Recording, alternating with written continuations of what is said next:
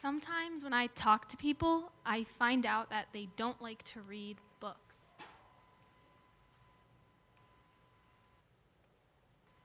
All right. Sometimes they don't like to read books. And this is always a surprise to me because ever since I could remember, I've always liked to read books. There was something about a book that was just captivating.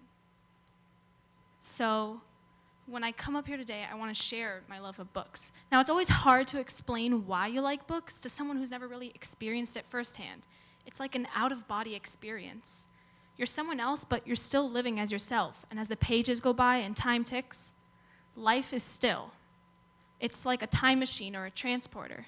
It's like magic. My name is Bacha, and I'm a freshman at High-Tech High School. I hope when I was talking about a book, you had a specific book in mind, because I know I did.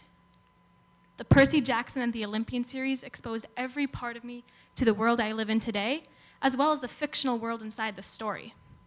In case you didn't know, the Percy Jackson and the Olympian series is a book about Percy and his friends, teens in the 21st century. But there's a twist. Greek mythology comes to life as they battle monsters and speak with gods. It's a really epic book, and I'd really recommend it, but I'm not here to advocate it. Now, when I first read the book, I was amazed and astonished and even surprised that such a good book that I loved so much came from something so ancient and old, Greek mythology. Greek mythology just seems so old and antiquated. It's like a myth. Why is it still important?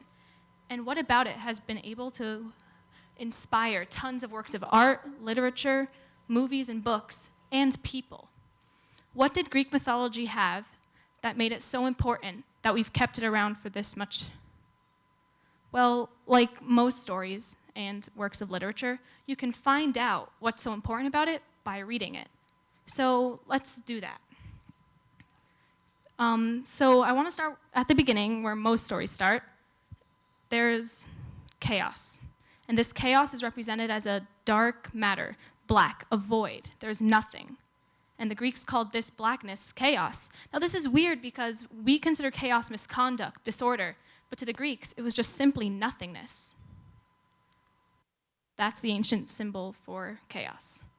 So, in the beginning of time, there was chaos, nothingness, and then out of that chaos came order. Life arose. And it seemed out of nowhere. So, what about chaos and order made them so related? Because now we consider order and chaos on opposite ends of the spectrum. They're nothing alike, and they should never be put in the same category. But to the Greeks, maybe they did belong in the same category. Maybe they were the same thing. Now, this is sort of weird to imagine and hard to put in your mind, but think about it. Order and chaos were represented like family. They had roots in Greek mythology. Who says they weren't the same thing? Now, what if I told you I had proof that order and chaos were more or less the same thing in Greek mythology? If you know anything about the Greek gods, it's about mythology. You know a lot of Greek gods. It's all over the place, like Aphrodite, goddess of beauty and love, or Poseidon, god of sea and storm. They're sort of known, and the things they controlled were sort of similar. You would put love and beauty in the same category as you would with sea and storm. But there are some gods who the things they controlled were so similar to the Greeks, but so opposites to us. An example, Ares. He was the god of war and civil order. He was more or less a god of order and chaos.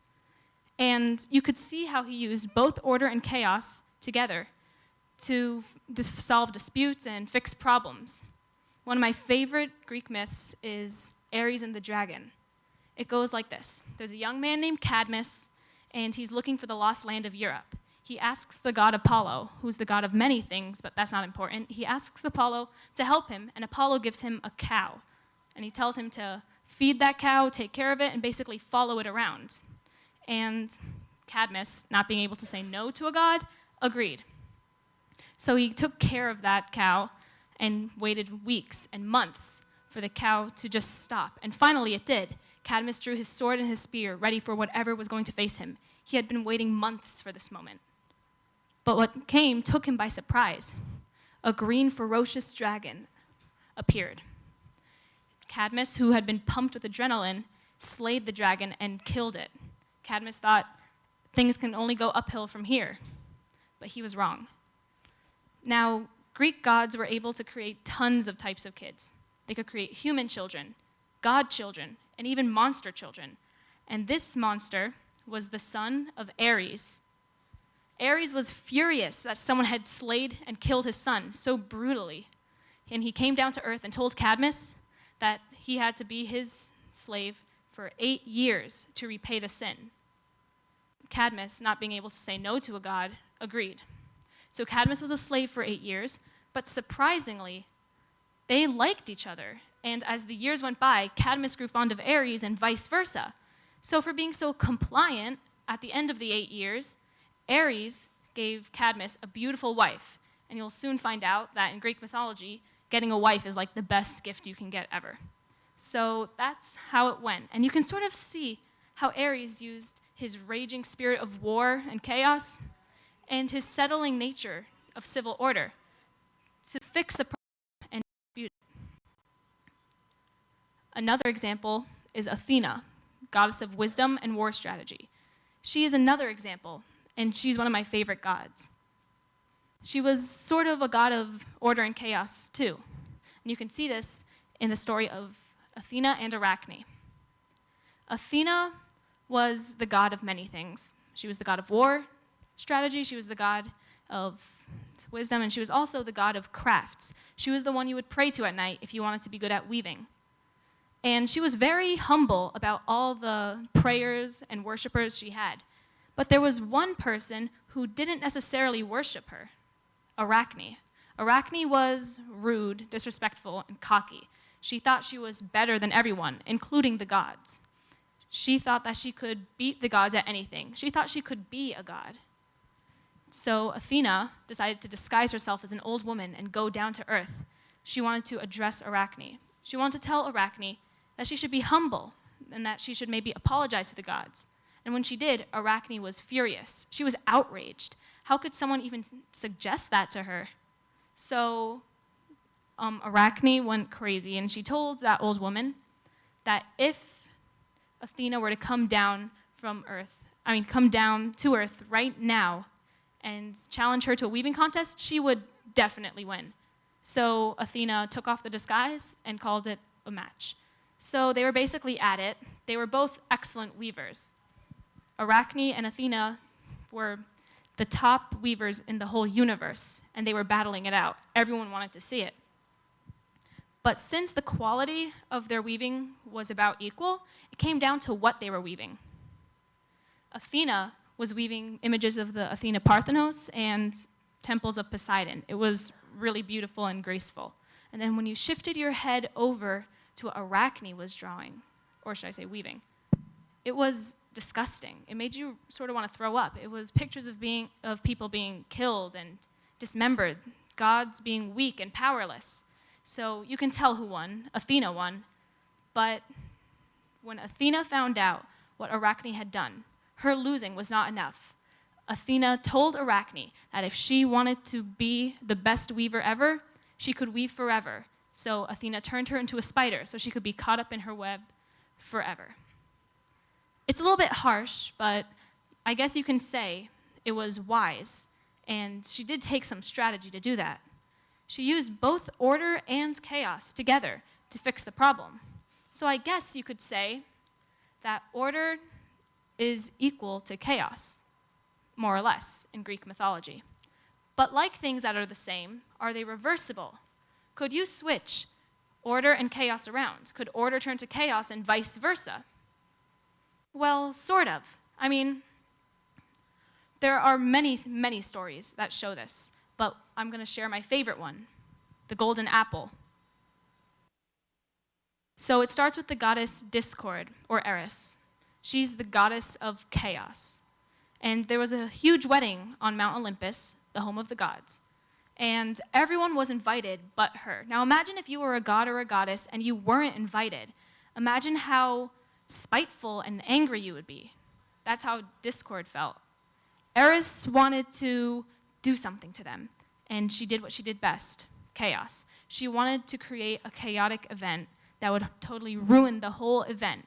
So in the middle of the wedding, when no one was looking, she took a golden apple and wrote "to the fairest" in the middle of it. And when no one was looking, she tossed the apple into the middle of the table.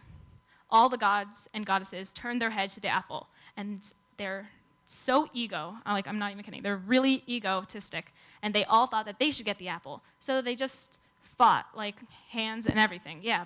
They were pulling out hair and stuff like that, and they were just fighting with each other at the table. And then while everyone backed off, 3 women didn't. Athena, goddess of wisdom, Aphrodite, goddess of beauty, and Hera, goddess of marriage and motherhood. These 3 were the people standing. They were the 3 that were left.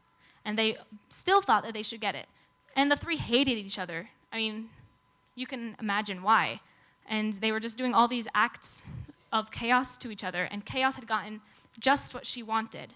But then the 3 got sick of it, and they decided to go to Zeus, god of all gods, and told him to decide. Zeus, being a smart person, didn't decide. He didn't want to choose between 3 ladies who would kill him if they didn't pick him. So he passed on the deed to a random mortal. This mortal's name was Paris, and they told this mortal that he had to pick one of the 3 to be the fairest. And at first, Paris, being smart, didn't choose. But then they each offered their own little gifts if they were chosen. Athena said, "If you pick me, I'll make you the bravest warrior ever. You'll win every war you're in, and you'll be the master of all crafts." And then Hera came up and she said, "Well, that's nice. I'll give you something better. Money. I'll give you all the money in the world, and you'll be the richest man alive." But Aphrodite knew she had this one in the bag. Aphrodite went up to him and said, "I'll give you a beautiful wife." And guess what happened? He went with the beautiful wife. He picked Aphrodite. So Aphrodite was deemed the fairest, and he got Helen, who is like a really major person in Greek mythology, because this dispute of having Helen caused the Trojan War. So we start with a scene of order. Everyone's neatly sitting at a table. Oh, by the way, this is the table, right? And then it turns into something horrendous. They're all fighting, chaos. And then somehow that chaos turns into order when Aphrodite is deemed the fairest. But then that order turns to chaos. It's just chaos and order, and it seems like one can turn into the other. So what can we take from this? Well, we know that order and chaos are in our lives, and it's sort of unpredictable, just like life. It's just uncertain. We have no idea what's going to happen in the future, but we do know that order and chaos will happen. Although we can control some things in our life, a lot of it is out of our hands. We have no idea when the next disaster or tragedy will happen, and we have no idea where the next victory or opportunity will come from. It's sort of a go with the flow kind of thing. And it makes you think, why do we worry so much? I mean, I go to high school, and I see this every day. Me, my friends, my peers, my family, we're all stressed. And we're stressed over things that have to do with the future. We're stressed over what we should wear and how we're going to do in that test. We worry about what college is going to accept us and what life is going to be like after high school. But why do we worry about some things that we just can't control? It's because we like to worry about the future. It's human nature. We can't control it, but since it's so out of reach, we can't help but worry about what's going to happen. Almost everybody worries about the future, except for a certain type of person, heroes. Whether it be Greek heroes like Hercules or Cadmus, heroes like Percy Jackson, real-life heroes, or even the heroes you make up inside your head, these heroes tend not to make decisions in fear of the future, but they make decisions for the future. And maybe that's what Greek mythology has been trying to tell us. Not to worry about the future, but to do things for the future. I mean, it makes sense, right? So Greek mythology teaches a lot of stuff. We learn to live life, and we learn the rules of life without having to do all the dirty work ourselves. It shows us that stories are important because it has displayed how order and chaos is everywhere. And although it's unpredictable and we have no idea what's coming next. That's not a bad thing. Because the future is unpredictable, it means the future is open. We have to stop making decisions in fear of the future and start living for the future. Because the future is unsure, and when nothing is sure, everything is possible. Thank you.